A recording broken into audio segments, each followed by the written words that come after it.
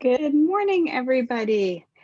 I hope you had a wonderful weekend. It's March 1st, so it's time for our Mindful in March, the beginning of the series. It's so fitting that Monday is March 1st, and I'm here with my dear friend, Deborah Joy Eklov, and she is going to be leading us through some little mindful moments every Monday in March so that we can start our week um, connected and in flow and peace. And there's no better face to do that for us than hers with all of her um, sage and royal wisdom that she has to share. So I will hand it over to her, and I'll be on later live to share something else about the first of the month that I normally share. And I don't think I've ever shared in this group before. So let's give this time to Deborah. If you're watching, then settle in and just get ready to start a peaceful week. And thank you so much for being with us, Deborah. Thank you so much, Michelle. I so appreciate the offer and ability to share this with everyone. I love that we're doing it in March. If anyone's a basketball friend, they know about March Madness, which starts now and goes to the end. So we're countering that, which may be a little overwhelming for some, with March Mindfulness. So, it's a month that has a lot of overwhelm in it, beginnings and endings, and especially with what's going on now. And I just wanted to describe, before I give some tools, what actually is happening and why it's important we do this. Because when we get overwhelmed, we can get very stressed. And I'm sure that you know that too much stress, negative stress, interferes with your productivity and the way that you work in the world. And that's because what that stress is doing is something's happening that is saying to you, you may be in danger.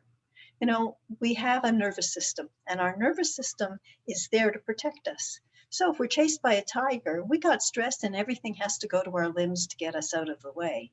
But if our stress is chronic and that kind of change in our nervous system happens all the time, it depletes our energy, it depletes our immunity, it depletes our resources, and we can get grumpy and we can get angry, and we can not make the best decisions. So it's important to handle the stress and to keep the central nervous system in good health. Now, when we get stressed, what happens is we go into the sympathetic nervous system. It's automatic.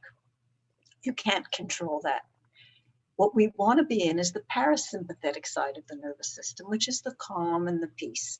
But all of this happens automatically in the body. If we have fight or flight, for our heartbeat, for our temperature, all of this is automatic except for one thing, which is breath. Breath is part of the automatic nervous system. We don't make a decision to breathe, we just breathe. But we can use our breath in different ways because breath and emotions are related to each other. Yep. If somebody shows up at your house that you like and they're bringing you a nice piece of cake that you love, what are you going to do? You're going to go, you'll stop breathing. Or if you're angry, somebody makes noises around you or cuts you off in traffic, you go hot and heavy. Your breath will change. So usually what happens, we have an emotional reaction and our breath expresses it in certain ways. In fact, scientists had done a study in Europe where they had people watch movies, dramas, comedies, thrillers, and they recorded their breath. And then they took the breath patterns and played them to other people. And the people who heard the breath started to have the emotions that were associated with it. So it's really scientifically understood. So what I'd like to do is give you some tools so that instead of your emotions affecting your breath begins affecting your emotions. By changing the way we breathe, we can affect the emotions. So I'll start with an example and then I'll go on to something else as well. But first of all, take stock of where your mind is at right now. You're probably thinking, okay, I have another 10 minutes or 15 minutes for this, and then I have to go and either go to work or take care of the cat or look after the kids or go back to bed. Wherever your mind is at, it's fine. Now, what I'd like you to do, and you may have done this many, many times as a kid, pretend you have a straw and a glass of water. And what's a child going to do when you give them that? Maybe they'll drink a little, but normally they'll blow bubbles, right? So that's what I want us to pretend to do. So just, we'll do it for a little bit. Just take a breath in through, and this is all through the nose, a gentle breath. You breathe in through the nose and out through the mouth, and you purse your lips as if you're blowing out through a straw.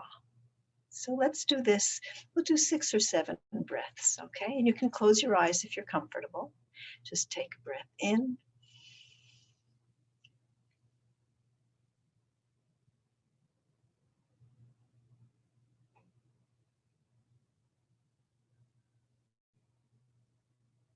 When you're finished, just keep breathing at your own pace, slowly. Concentrating on the out breath. The in breath will happen automatically.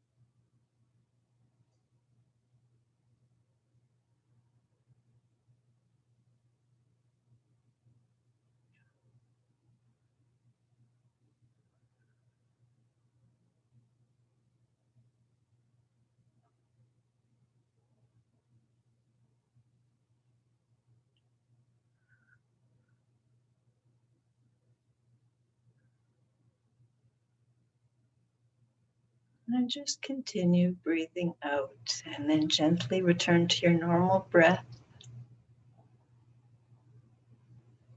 So how are you feeling? Has it changed? You feel softer? How's the mind? Calmer? Mhm. So light. I've never done that before. Really just feels so light. Great. Yeah. That was like 2 minutes. And you can do this breath obviously anywhere, at any time, as many times as you want during the day. And you can help calm the mind. Now, did you feel changes in the body? Yeah, well, like for me, I felt very light, and just All the way all through. the way through. Good, good. Because what I think that has to happen is it does go that way. Now, some people, I want to ask actually, before I go to the description, put your hand on your belly and your hand on your chest and take a breath in. And just be aware which hand is moving and in which direction. So breathing in, is the belly going in or out? In? Okay. And the chest, is it moving at all? A little. Okay. So what I would like to do then for this exercise is when we breathe in, our belly goes out. So if it's not doing that now, push it out. Just breathe in, push the belly out, and bring it back to the spine. Just bring the belly, breathing in, push the belly out, and bring it back to the spine. Then once more, belly out when you breathe in, and back to the spine. Now we'll add the chest to that. When you breathe into the belly, it goes out. Into the chest, it expands. And breathing out, let the belly come in and the chest recede. And do a few of these like the waves of an ocean in you.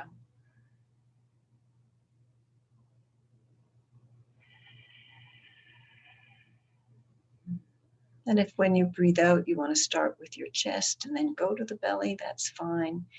But there's a rhythm.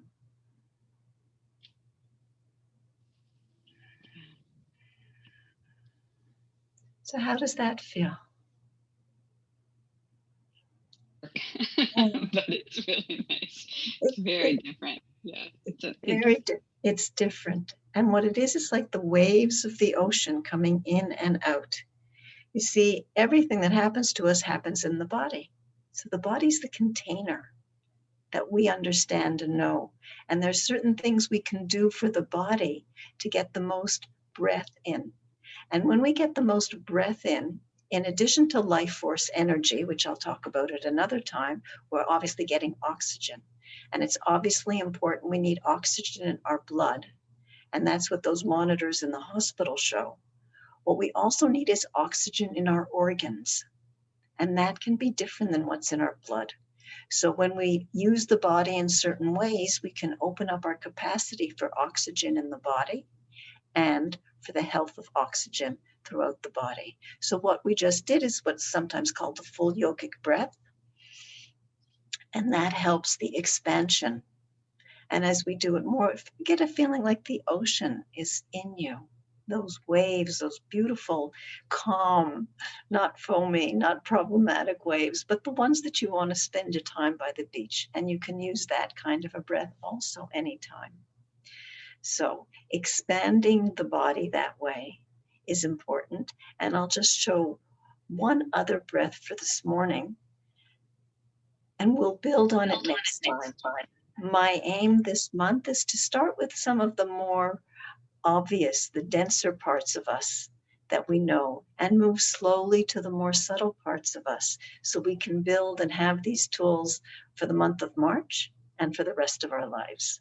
So what's in the yogic tradition called Vastrika, it's called bellows breath, is a practice that is also recognized in Western medicine as the expansion and contraction breath that's often given to people when they've had operations to expand the heart and the rib cage.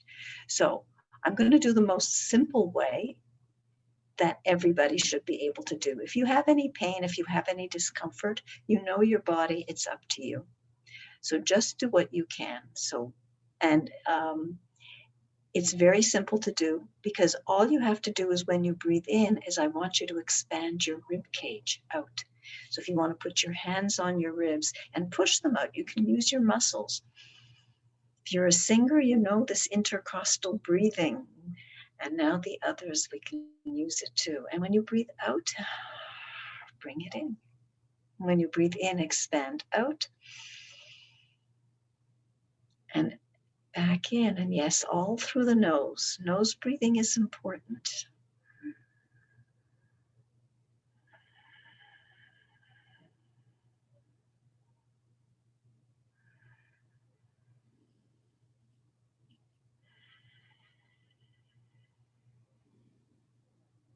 Now we'll do this. Breathe in. Hold. Breathe out.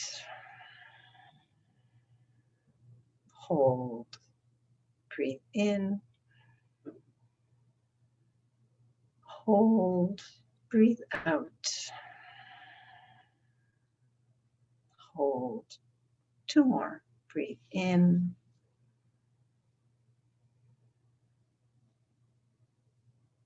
Breathe out.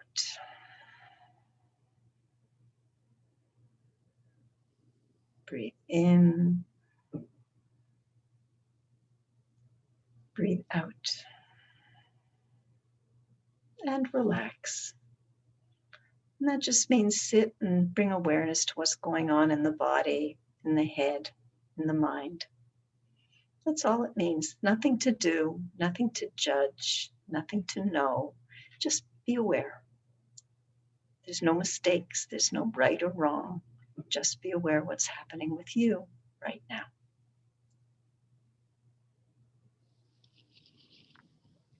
And with that, enjoy these breaths. You can start your morning with it. You can do all of those. You can do both the straw breath and the bellows, the simple version of the bellows. Other versions use the arms, but we didn't do that today. You can use them anytime. Have a wonderful, wonderful week. I look forward to seeing you next week. If you didn't get a chance to do this with us now, then you can always come back to this every morning if you want through the replay in the group. And thank you to those of you who have joined us this morning. And Deborah, so grateful for you to do this. This is beautiful. And I'll see everybody later. And thank you, Deborah. Have a wonderful, wonderful day and week, everyone.